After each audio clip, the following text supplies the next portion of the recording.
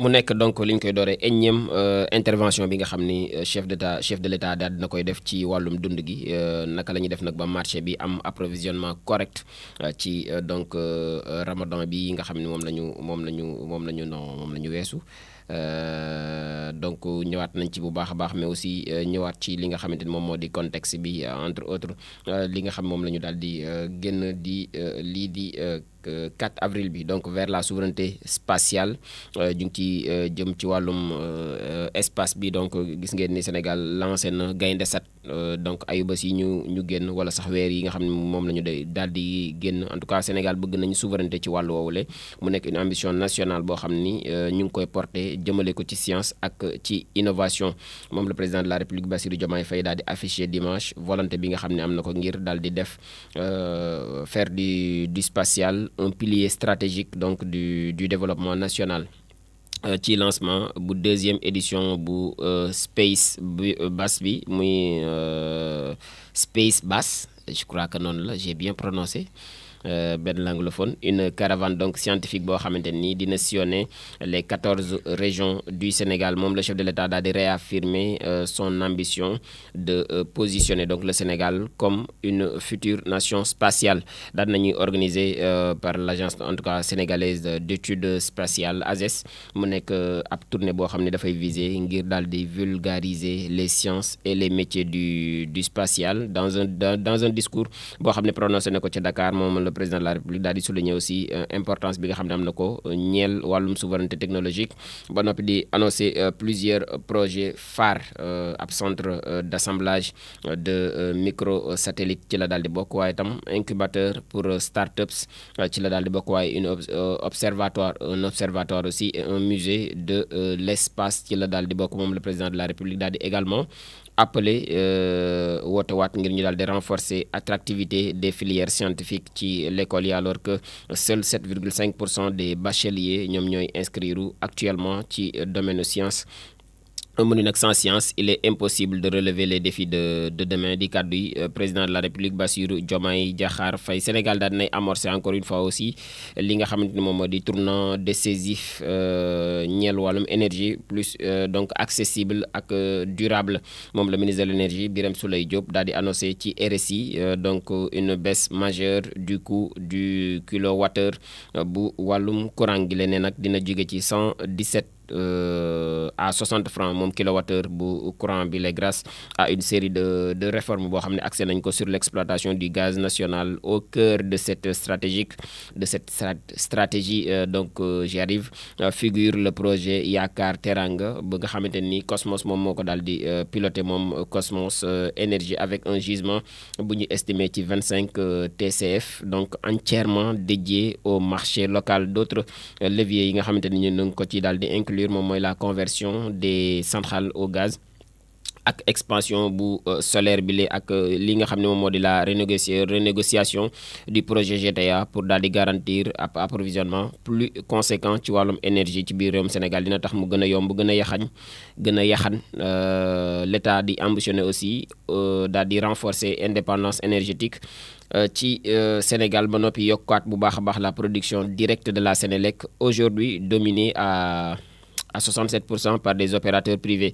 À l'horizon 2035, la part nationale donc dina jóge ci 33% jëm ci 40% di ay estimation yoo xam ni ñoom autorités yi daan nañ koy def à travers le ministre de l'énergie di Birame Souleye Diop. Autre objectif yi nga xam ne affiché nañ ko mooy accès universel à l'électricité d'ici 2029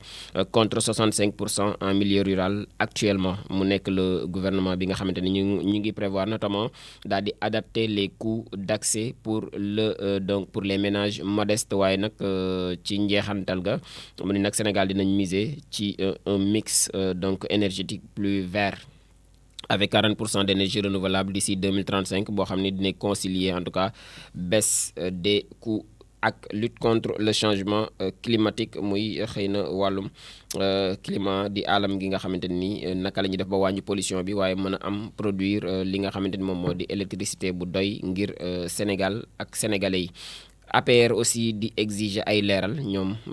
l'Alliance pour la République bu Macky Sall ci wàllum réforme institutionnelle bu président de la République Bassirou Diomaye Faye ci ab communiqué boo xam ne publié nañ ko niki démb ci dimanche yi secrétaire général exécutif national bu APR donc bu Sénégal ñu ngi daal di exprimer seen doute yi nga xam ni di xel ñaar gi nga xam ne am nañ ko ci réforme institutionnelle yi nga xamante ne ni proposé na ko moom le président de la République Bassirou Diomaye Faye le Sénégal.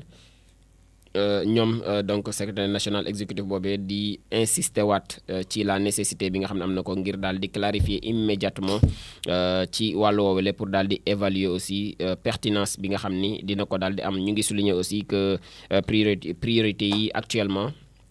fi ñu ko war a daal di yóbbu wala sax li mu concerne moom mooy la question du pouvoir d'achat mooy gafagak sénégalais yi gafagak benn góorgóorlu bu nekk ci marché bi ak aussi licenciement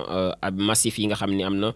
ak surtout nag insécurité bi nga xamante ni ñoom jàpp nañ ñi mi ngi ci biir réew mi APR di également exiger ab consultation populaire pour daal di surtout nag jaaree ko ci ab référendum ci yenn modification yi nga xam ne dafay laal ci régime politique gi surtout nag en parallèle ci li nga xamante ni moom la ñu daal di xalaat ñoom secrétaire national exécutif bu APR boobee mooy ñu ngi saluer les avancées bu régime bu Macky Sall bi tout en critiquant les déclarations récentes bu président de la République Bassirou Diomaye Faye ci ki nga xamante ni moom moo di seen njiit di le président Macky Sall Alioune Niane bi nga xamante ni aussi itam mi ngi défendre l'indépendance de la Cour des comptes face aux critiques moom Alioune Niane moom mooy président de la chambre de discipline financière daal dinay fermement défendre l'indépendance bu Cour des comptes mise en cause après la publication de son dernier rapport muy invité waat sur bi ñu ko invité ci plateau bu monsieur Diokhane mu ngi doon rappeler en tout cas que l'institution n'est sous l'influence d'aucun pouvoir et qu'elle assume donc son rôle de sentinelle des finances publiques moom Cour des comptes boobu lee mu ni nag dafay préciser que délai de production bu rapport bi dafa daal di liewu à la rigueur des audits ak rejeter aussi li nga xamante ni moom mooy critique yi nga xam ni moom moo concerné l'absence de signature di souligner aussi que la norme veut que seuls les documents finaux soient signés mu nekk donc moom ñaan di également mettre en lumière li nga xam ne moo di les enjeux ak la déclaration générale de conformité bi nga xam ne réaffirmé nañ ko en tout cas ci lii di Cour des comptes en tant que pouvoir institutionnel poursuit son travail moom Cour des compte boobu moom en tout cas pouvoir constitutionnel la te dina wëyal liggéey bi nga xamante ni moom lay daal def ci wàllum finance publique mooy di ko saytu te di ko surveiller en toute indépendance selon donc monsieur Alioune Niane Monseigneur Benjamin Ndiaye foofu la ñuy daanelee ak woote gi nga xam ne def na ko jëmale ko ci ndawi chrétiens yi ngir ñu daal di transformer la société sénégalaise donc Monseigneur Benjamin Ndiaye appelle la jeunesse chrétienne à transformer la société sénégalaise ci ab journée boo xam ni moom la ñu duppee journée mondiale de la jeunesse JMJ fële ca Malika moom Monseigneur Benjamin Ndiaye daal di exhorté waat ndaw yi chrétiens yi ngir ñu daal di ancré waat davantage ci la société sénégalaise pour daal di transformer positivement structure sociale yi la économique ak culturelle ci ab homélie bu l'archevêque bi donc l'archevêque émérite de Dakar daal dinay invité waat ndaw ñi ñu daal di dépasser frontières yi daal di surtout frontière de l'église bi pour daal di engagé wu activement ci société bi daal di témoigner aussi de l'espérance chrétienne à travers des actions concrètes. Il a aussi souligné l'importance des mouvements d'action catholique